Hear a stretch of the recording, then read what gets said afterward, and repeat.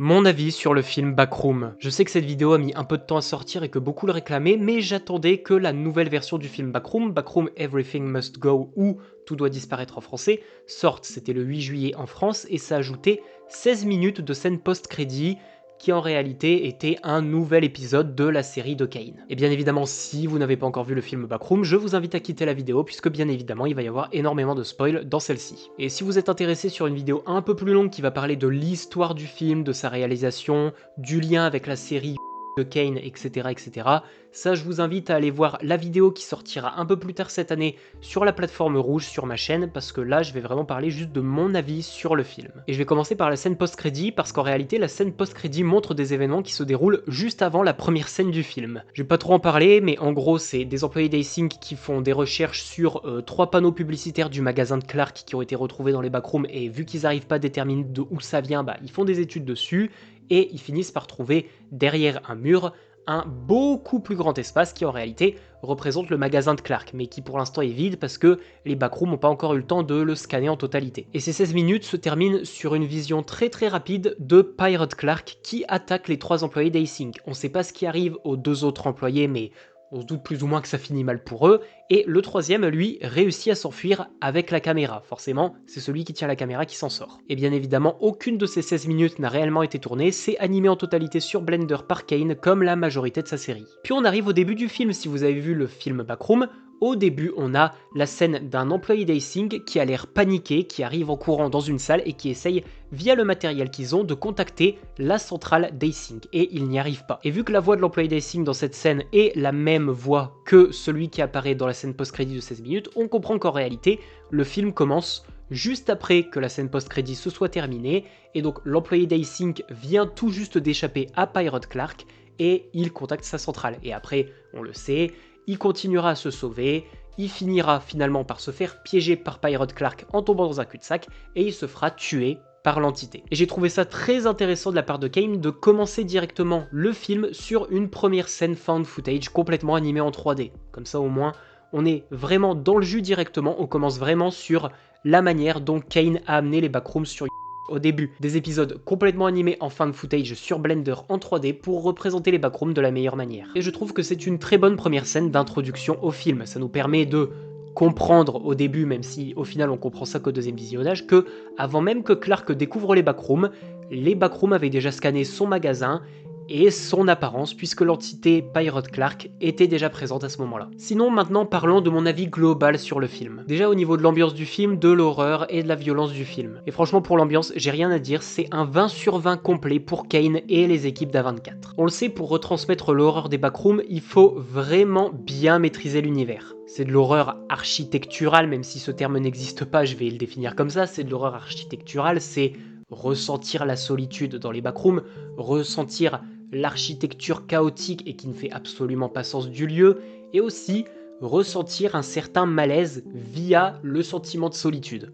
Tout en suggérant implicitement que t'es pas seul dans les backrooms, puisque on le sait, mais il y a des entités dans les backrooms. Et ça, Kane arrive à parfaitement le faire ressentir, que ce soit via les quelques scènes du film qui sont en found footage, et via également les scènes qui ont été tournées dans de réels décors, parce qu'il faut savoir qu'il y a eu énormément de studios, je crois qu'il y a eu 2 studios complets, 2 hangars complets qui ont dû être utilisés pour construire l'intégralité des décors qui sont utilisés dans le film Backroom, seulement pour les scènes qui ne sont pas en found footage. Les scènes found footage, elles sont intégralement en 3D. Et franchement, l'ambiance des backrooms est super bien reproduite, et surtout, la manière dont Kane voit les backrooms est très bien reproduite aussi. Ici, on n'est pas sur une suite de niveaux où tu progresses niveau 0, puis ensuite niveau 1, niveau 2, niveau 3, tatati tatata. Là, on est vraiment sur une continuité qui change d'apparence en fonction de où tu te trouves. Il faut savoir que dans la scène found footage, par exemple, on passe par les backrooms classiques, c'est-à-dire les fameux murs jaunes, la moquette jaune, les néons jaunes qui bourdonnent sans cesse. On passe aussi par des reproductions de l'intérieur de maisons typiques américaines, comme on peut le voir dans Found Footage 3. On passe aussi par une zone extrêmement similaire au Pool Room, une pièce avec un sapin de Noël dont on va reparler parce que ça donne lieu à l'une des meilleures scènes du film selon moi. Et ça, j'en parlerai plus dans ma vidéo référence, mais on a aussi des références à la scène finale du Rolling Giant. On a vite fait une apparition de la ville rouge qui apparaît également dans Found Footage 3 et dans Found Footage 1. Bref, il y a énormément de références à la série de Kane via les nombreuses salles et les nombreux environnements que nos personnages vont traverser tout au long du film. Pour ce qui est de l'horreur, c'est pas un film d'horreur qui va être terrifiant, qui joue sur les screamers toutes les 30 secondes et qui va vraiment vous faire sursauter. Il y a effectivement quelques scènes avec des jumpscares et quelques scènes de tension qui vont vous faire sursauter et qui peuvent vous faire peur, mais c'est pas le focus principal du film. C'est surtout beaucoup l'horreur, encore une fois, comme je l'ai dit, architecturale et l'horreur de la solitude, et aussi de l'horreur psychologique. Il y a un gros sous-texte psychologique dans ce film, que ce soit pour le personnage de Clark, le personnage de Mary, ou comment fonctionnent les backrooms et comment elles agissent sur la psyché des personnages qui s'y trouvent. Parce que vous le savez si vous avez vu le film en entier, mais clairement, l'effet psychologique des backrooms sur Clark n'a pas été bénéfique du tout. Et les meilleures scènes d'horreur se passent en majorité sur les 2 séquences found footage du film. Certes, la dernière séquence de course-poursuite entre Mary et Pirate Clark, qui fait beaucoup penser à la scène finale de The Rolling Giant, est très bien réalisée, mais c'est pas selon moi la plus flippante, parce qu'encore une fois, là, le Pirate Clark, tu le vois, il est très lent, il poursuit Mary de manière très lente, et même s'il attaque et qu'il arrive à l'attraper plusieurs fois, on sait plus ou moins ce qui va se passer, c'est pas vraiment des scènes qui font peur, mais plus la tension de te dire est-ce qu'elle va réussir à s'en sortir ou est-ce que Pirate Clark va réussir à la tuer. Non, vraiment, la mention que je vais faire, c'est surtout à une scène en particulier que la communauté a plus ou moins considérée comme la scène la plus flippante du film, je pense que vous voyez où je veux en venir, c'est la scène du sapin de Noël. C'est dans cette scène que vous faites la toute première rencontre avec les still life, c'est-à-dire les sortes de formes de vie des backrooms. C'est très mauvais en qualité puisque c'est filmé avec une caméra VHS, donc une très vieille caméra, donc on comprend encore moins ce qu'on voit à l'image, et ça renforce pour moi le côté horrifique de cette scène. Premièrement, on a le personnage de Archibald, et c'est pas moi qui ai choisi de l'appeler comme ça, il est appelé comme ça dans les crédits du film, vous le savez, c'est celui avec la lampe qui va allumer sa lampe. On voit pas très bien ce qu'il y a sur la chaise, on comprend pas vraiment que c'est une forme humaine, et en réalité, moi, la première fois que j'ai vu le film, je pensais que c'était une sorte d'automate qui allumait la lumière, et juste après, pareil, même si on voit cette forme de vie plus tard de manière plus claire dans le film, on a cette étrange forme humaine qui s'approche de Clark en marchant de manière très étrange, et c'est pour moi le meilleur passage horrifique du film. Tu vois mal ce qui se passe à cause de la qualité de l'image, parce que il fait sombre dans cette pièce à cause de l'éclairage qui vient majoritairement du sapin de Noël, c'est filmé avec une qualité VHS, donc tu vois pas forcément tous les détails, ce qui fait que ton imagination et ton interprétation de la chose vaguement humanoïde qui s'approche de Clark à ce moment-là, pour moi, c'est un 10 sur 10. Et niveau violence, justement, c'est juste ce qu'il faut. Le film n'est pas gore à outrance, mais il y a des passages bien sanglants. Notamment quand Bobby, pour la première fois, se fait kidnapper par l'entité. Les moments où Clark mange, entre guillemets, les still life. Le moment où il scalpe l'un des still life. Le moment où il montre la tête de Kate dans le frigo. Et surtout, à la fin, le moment où Pirate Clark tire le corps sans vie de Clark, qui vient de tuer puisqu'il vient de prendre un énorme croc au niveau de son cou, avant de le claquer violemment plusieurs fois sur les murs et sur la table. Pour ce qui est du design des décors et tout, je vais pas revenir dessus, mais encore une fois c'est un 20 sur 20, hein, le décor des endroits qu'on voit dans la vraie vie, à savoir le magasin, l'ancienne maison de Mary, son cabinet, etc.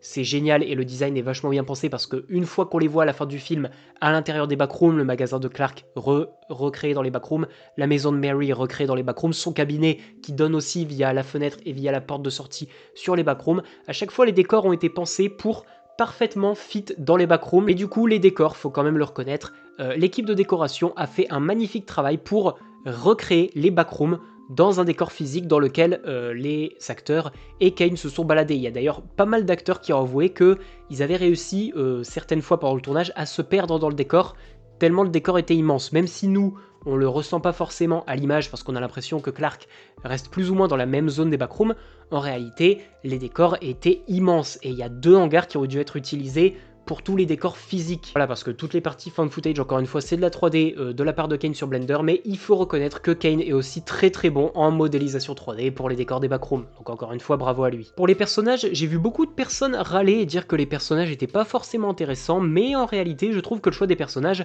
a été pas mal choisi. Et le fait que ce soit une psychiatre qui, elle aussi, a eu des problèmes dans le passé via sa mère qui était atteinte de problèmes mentaux, même si c'était peut-être pas vraiment de la folie, on va en reparler dans ma vidéo théorie, et le personnage de Clark qui lui a comme psychologue cette personne parce que lui-même il a des problèmes pour gérer sa colère, la vie qu'il mène actuellement, le fait qu'il ait été dégagé de chez lui par son ex, etc.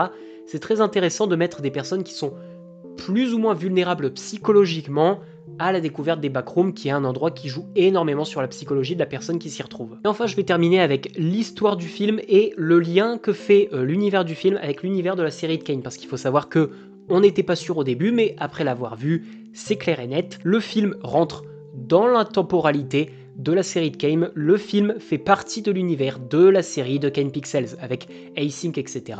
Ça apporte un petit peu des éléments en plus, ça permet d'explorer les backrooms de manière un petit peu plus approfondie. Le lien entre l'histoire de la série de Kane et l'histoire du film est très très bien géré, franchement. Le film s'inscrit parfaitement dans l'histoire de Kane, puisque comme à l'instar des found footage, found footage 1, 2 ou 3, c'est comme si on suivait l'histoire de Clark et Mary qui, comme les victimes des 3 premières vidéos found footage, sont tombés dans les backrooms, et du coup on suit l'histoire de ce qui leur est arrivé au cours de leur expérience et de leur courte présence, même si pour Clark c'était un peu plus long, dans les backrooms. Et faut savoir que j'avais vraiment énormément d'attentes sur ce film qui n'ont pas été déçues, donc pour moi ce film mérite la note de 18 sur 20.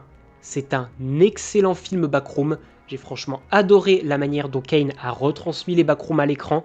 C'est parfaitement comme il sait le faire. L'horreur comme il la maîtrise et les backrooms comme il les voit. Parce que sa vision des backrooms, encore une fois, est différente de la vision la plus populaire à l'époque, qui était la vision avec étage. Maintenant, la vision la plus populaire, c'est celle de Kane. Bien évidemment, ce film va être classé comme d'habitude dans la tier list des films d'horreur. Et je peux, sans aucune hésitation, affirmer que ce film va aller se classer, et ce sera le premier à inaugurer cette catégorie, dans la catégorie S+, la catégorie chef-d'œuvre. Parce que pour moi, c'est un chef-d'œuvre d'adaptation des backrooms sur grand écran au cinéma. Donc encore une fois, félicitations Kane Pixels, félicitations A24 et merci d'avoir fait confiance à Kane pour adapter cet univers au cinéma.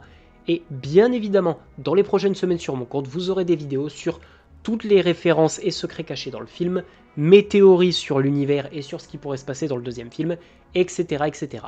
Mais encore une fois, très très bon film, et si jamais vous avez envie d'aller le voir une deuxième fois, n'hésitez pas à aller voir la version Tout doit disparaître, qui ajoute les 16 minutes de contenu supplémentaire.